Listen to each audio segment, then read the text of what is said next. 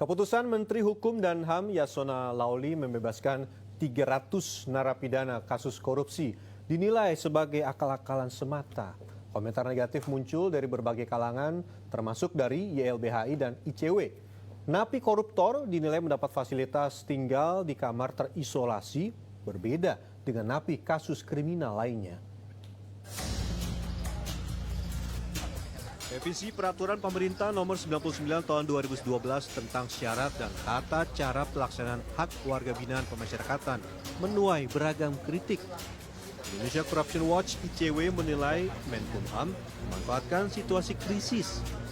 ICW menghitung sejak dilantiknya Yasona Laoly sebagai Menkumham 2014 lalu, sudah 3 kali rencana revisi digulirkan di tahun 2016, 2017, dan terakhir tahun 2019.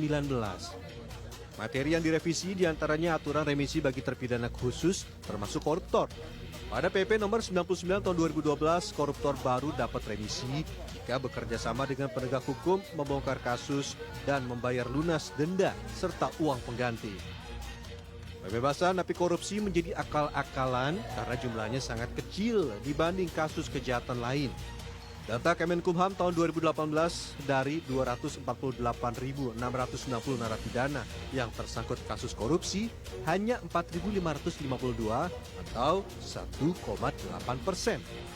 Physical distancing juga sudah diberlakukan pada napi korupsi yang tinggal sendirian di dalam setiap selnya. Apakah sebenarnya rencana dari revisi PP nomor 99 2012 itu memang menyesuaikan gitu dengan kondisi pandemi COVID yang ada sekarang, atau jangan-jangan ini hanya akal-akalan begitu dari Kementerian Hukum dan HAM? Kami menduga ini hanya akal-akalan dari Menteri Hukum dan HAM Yasona Laoly mencari hukum yang tepat agar upaya revisi PP 99 2012 tersebut. Seberapa jauh begitu untuk para napi koruptor ataupun tersangka korupsi ini mendapatkan haknya, utamanya dalam masa pandemi COVID-19 ini, Bang?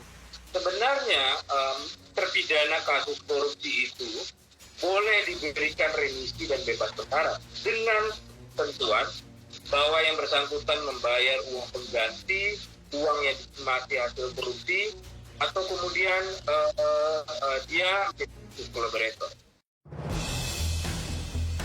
Senin 30 Maret silam, Menkumham telah menandatangani keputusan pembebasan 30.000 narapidana dan anak melalui program asimilasi dan integrasi.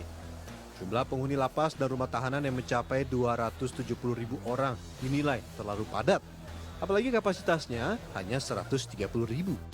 Masih mempertimbangkan nih lagi bagaimana nih caranya. Terus kemudian seperti pesan daripada beliau-beliau anggota DPR, bagaimana dengan mereka-mereka kelompok rentan. Ada ibu-ibu yang punya bayi, menyusui, hamil. Bagaimana yang sangat rentan adalah lansia. Nah, 60 tahun ke atas bagaimana? Terus bagaimana yang sakit kronis atau sakit bawaan yang kemudian lewat saja corona langsung bisa kesamber itu. Nah, itu. Terus yang difabel atau disabilitas. Nah, pengertian Pak Sesdijenpas adalah yang sepanjang hari itu narapidana memang membutuhkan bantuan dari petugas 24 jam setiap hari. Nah, itu sedang dipertimbangkan ini, kan begitu, sedang dipertimbangkan gitu ya. Dan apa namanya tadi penyampaian Pak Menteri memang coba akan disampaikan di ratas nanti. Kalau memang dari apa namanya anggota DPR seperti itu arahannya dari ratas itu baru kita kemudian tindak lanjuti. Institute for Criminal Justice Reform (ICJR) menilai merevisi PP 99 tahun 2012 untuk napi kasus korupsi dengan alasan pandemi tidak tepat. Jumlah terpidana kasus korupsi tidak signifikan dibanding terpidana narkoba yang menghuni lebih dari 60% lapas dan rutan.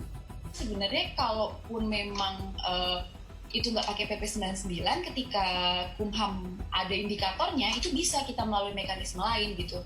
Dan pun kalau misal menilai dari nanti indikator yang ditentukan itu kan sesuai dengan indikatornya masing-masing, bukan tindak pidananya. Misalnya, dan nggak semua kemudian bisa dipukul rata kan, semua korupsi keluar.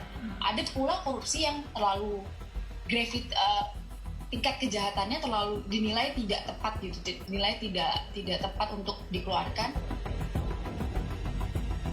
Untuk mengatasi masalah lapas dan rutan, ICJR mengusulkan penegak hukum, baik kepolisian maupun kejaksaan, menggunakan mekanisme lain dalam pemenjaraan.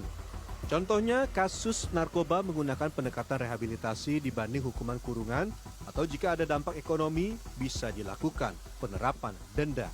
Tim Liputan Transmedia.